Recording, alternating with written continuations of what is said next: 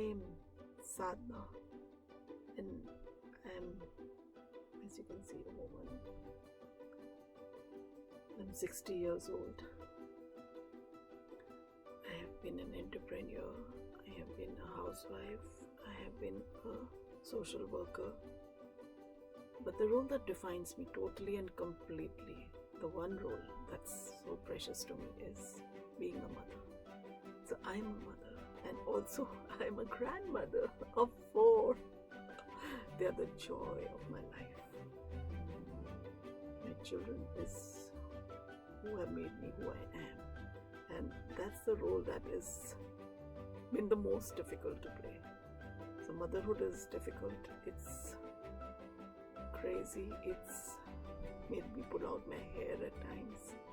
But my oldest just turned 40 a few days ago. And then when I see her, I feel so proud. It's like, oh, she's done so well for herself. And I see my other 2. They are such good children, and then I think I did something right. So I'm here to talk about my journey into motherhood, and also a little bit about what made me into a good mother. I say a good mother. If you talk to them, they say she was the most terrible person you can find. But I think if you look at the result, they're good human beings. They're good children. They're doing well in their lives. They're giving back. And I think I can say proudly that I'm happy with what they've turned out to be. And I think my mother would be happy with the way I turned out today. So I think that's the journey that all parents want, that their children should just turn out well and be well adjusted. But it's not easy, let me tell you. Everybody knows who has children. You have a kid and it's like, oh my God, it's such a difficult job. It doesn't come with a manual. It doesn't. You look at other people's children, they're so pretty, they're so good, they're so beautiful. But when you have your own, that's a 24-hour job. It doesn't end 9 to 5. It is 24 hours. Just when you want to sleep, the child will wail. Oh God, what do? You get up. You have no sleep. You're sleep deprived. You have to feed it every hour, every 2 hours, every 4 hours. It's like they're constantly hungry. They're constantly aching. And then you think, oh, they will be 4 or they'll be 5 and they'll get better. But believe me, mine has turned 40 and we still have our issues. We still have things that need to be addressed. So it's like it's an ongoing thing. And then now I see them struggling, my kids struggling with their children. Sometimes it's funny, like it's okay, like now but also you want to, but also like, okay, this is a journey that they have to do it themselves. But you can just give insight, and just being a grandmother is like, that kid is so precious. So it's like you need to teach them right and teach them the same values that you were able to give your children. It's also like, if the child turns out right, that's the biggest miracle that can happen to you and to your life. So if your child turns out right, that's it. That's a joy. That's your wealth. So people are running after money and they're like, oh, my business, I have to make another house, and they don't give the time to their child. And it's not that I had all the time in the world. I was working and I was traveling, and my work, I was running a business. I started a business when my older daughter was 2.5 and my son was 6 months old. And I thought it was going to be easy. But it was so difficult. It was so difficult. And a business is again 24 hours. So like I had 2 24-hour jobs. 3, like if you count 2 children. And then my work was like also traveling. So I had to leave them behind. And I had my 3rd baby when I was working full time. And I have stories of me sitting in the hospital and taking business calls and trying to troubleshoot. So it's like I said, it's not been an easy journey for me. I mean, today I look and see the result. So then I say, okay, I did good. But, and again, my mother was not a businesswoman. She was a housewife. So she was not really able to give me much insight on how to do this. And in India, it was like, I was the first woman in my whole generation or a whole family to be working and starting a business. And the business I started was also a new business. Like, nobody was really doing it, and nobody in the country was doing it. I was exporting stuff to Europe, and I needed to be traveling 3 times a year and having 3 kids and traveling and running an Indian household kitchen was like, I think now I look back, I think it was phenomenal. But it's all about the result, right? So the result is good. 3 children to be proud of and 4 grandchildren. I hope one day their parents can say they are proud of, But that's the journey that is still to be taken, and God is willing and everything goes right. We will maybe, I don't know if I will be there or not, but maybe we'll have that conversation or maybe they will be sitting and giving you tips on bringing up children or doing it right. But here I am trying to tell you my journey and sharing with you my insights on how to do it right while working. If you're at home, great. Even then, it's not easy. Even, being at home is also a difficult thing. But if you're working, it's so difficult. It is so difficult. You have to feed them, bathe them, clothe them, tell them stories, and fire their imagination. You have to work also, get results. If you're in a business, that's okay, innovate. So you're lucky if you're just working. That's easy, I think. That's easier than it was for me. And we had no internet. So believe me, it was like my relatives and my friends tell us that they were sure that my kids would be like the most spoiled kids in the world. They would be like totally unadjusted, maladjusted. They wouldn't know what to do. They would be like misfits. And I've had stories, the teachers also told me the same thing, like, okay, you're not doing this right, you're not doing that right. But then what was right? Nobody knew what was right. I had to do what was right for me also.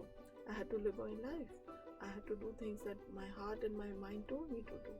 I had to be a mother first. So it's always, it was mother first, but I was working because we had to put food on the table. There was a compulsion, and I wanted to give them the best of everything. So the reason for me working was because I wanted to give a good life to my children, and I did not want them to struggle and have to do what I was having to do. So I will share that story and my journey in another video. But today it's all about me and where I am. So I'm in Chicago in my son's house, and I have 2 grandkids that are all over me. So, oh my God, this is the best role of your life is your grandkids. So if you want, I can give you, maybe I will in another video tell you how to be a good grandmother. I think they love me. I think they do. That's what, they call me Dadi, and it's like, we are running a Dadi in my house. So it's like, what do they want to eat? And what do they want to do? And how to keep them engaged is also, you've done it with your kids, and now it's like you're doing it with your grandkids. So it's different now. It's a different world. It's a different country. I'm like, I don't know. I'm still learning where to get curry patta from, because I need curry leaves to make my sambar, and I need that to make my pulao. I need curry patta, and that's like, I have a tree in India. I just go and pluck it from my tree. But here, I don't know where to go for curry patta and other stuff, So it's a learning for me. It's a learning for me also to know how to cook the right food, like, because my husband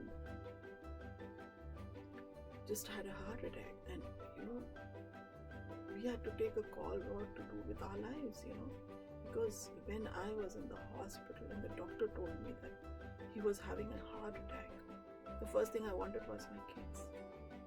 And when my kids heard that their father was having a heart attack or had the heart attack and we were in the hospital, all they wanted was to be there for me. And because of the COVID, traveling was restricted, and they couldn't come for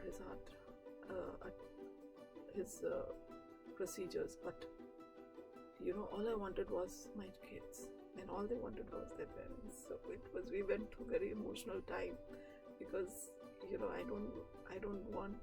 I wish nobody to be there, that you are on the other side of midnight when your parent or your kid is going through what we went through. But it happened to us, and then we had to take a call, like, do we want to be here alone in India, so far away from my children and grandchildren, or what we should do? So we are also figuring out our lives. So, and it's a big problem what to do. So my daughter suggested, like, you should make a video. And then the problem was, what video? What do I do? What do I say? I've never shot a video. I don't know how to do anything about video. I don't know what to wear in a video. I don't know how to do my makeup. I don't know how. I've never done video in my life. I mean, I take pictures. I'm a picture person. I don't do video. And pictures also I take because I have a phone that takes good pictures. So all I do is take a picture. But and then I'm looking at, what should I talk about? Like, what should I talk about? Or I don't know what to talk about. Should I talk about this? Should I talk about that?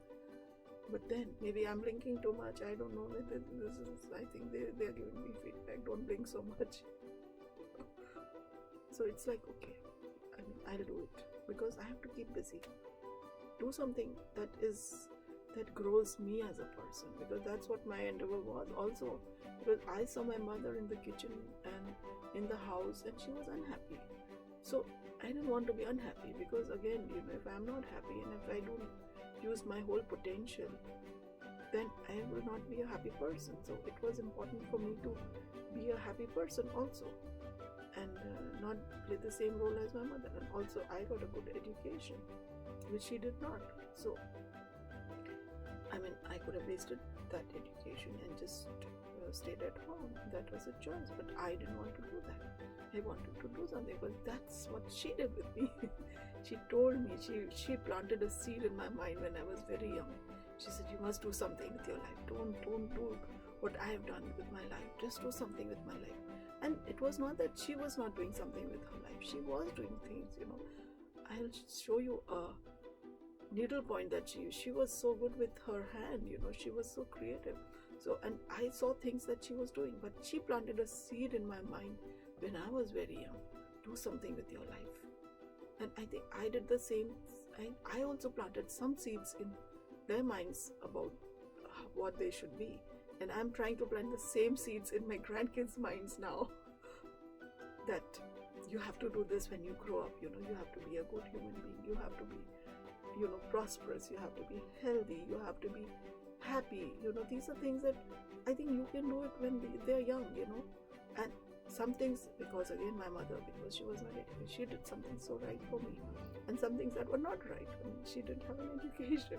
And I think my kids will say the same thing, that you did so many things that were not right for them. But I did my best. This is what it was. It was my best. And my mother, she did her best. And we fought. We fought at times. I told her, you didn't do this right for me, and this was not okay. But now that she's not in this world anymore, I miss her. I loved her so much. And, and then I think she did her best. This was her best, And this was my journey when I went to an ashram, 10 years ago. I was not a happy person. I was not a happy person. My soul has this darkness inside it, because it just is a very restless soul. And restlessness is, and if you don't have what you want, you're just looking for something and you don't even know. So 10 years ago, I was a very unhappy person, and I was a bad mother also. I'm sure I was I was not the perfect mother, and I was trying, and then I was in a very unhappy way. I was on the verge of having a nervous breakdown, and again, that was the promise that I had made to myself, that I will be happy and healthy and prosperous, and life led me to an ashram. And I look back and I say, what took me there? And something took me there. I think it was karma. It was some spiritual kindred soul looked down on me and said, okay, she needs help. So my life took me to an ashram, and that was life changing. That made me, I think that fulfilled my want of to be happy, because till I was 50, I was not a happy soul. I was unhappy from inside. I was unhappy. I was doing things, but I was not happy. I was not satisfied. I was very, it was like whatever I had was not enough. So I just wanted more and more and more and more. So, but this journey that took me to an ashram showed me happy souls who, when they were nothing, they had nothing, they owned nothing. They lived in this place that was a big family, and they were all living together, and there were like hundreds of us. We lived together. I lived in the ashram for 3 months, and it changed my life. It changed my outlook, and I learned how to be happy, and I became a better person. And today you see me at 60, I look happy, I'm healthy, and I'm prosperous, and I learned how to be kind. And that's something I added into my mission statement, is like, okay, I will be happy, healthy, prosperous, and kind. And that was life changing. The minute I thought I will be kind, I didn't have to do much. So it just said, okay, I had reached a place, because I said, okay, I'll now live in the ashram, I'll just give up everything, and I have nothing now. So I said, okay, what do I have? I have time. I will give my time. So I started 10 years ago to give my time to this ashram and to people and to mankind.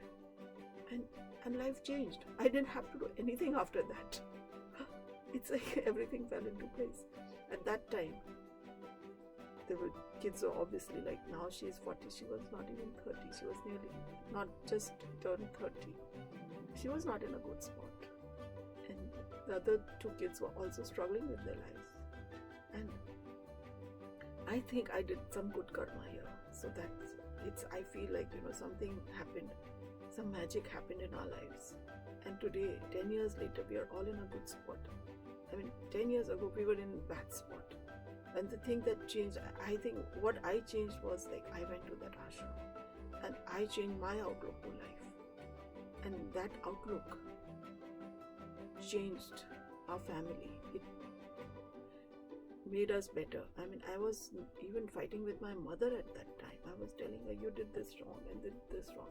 So at 50, I was a very unhappy person. And at 60, I'm a happy person.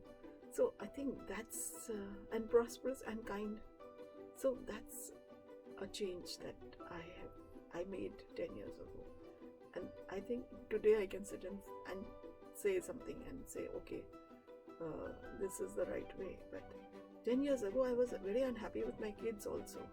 We were all like, so it's like a sharing and a caring. And I think this is what I would like to share with you.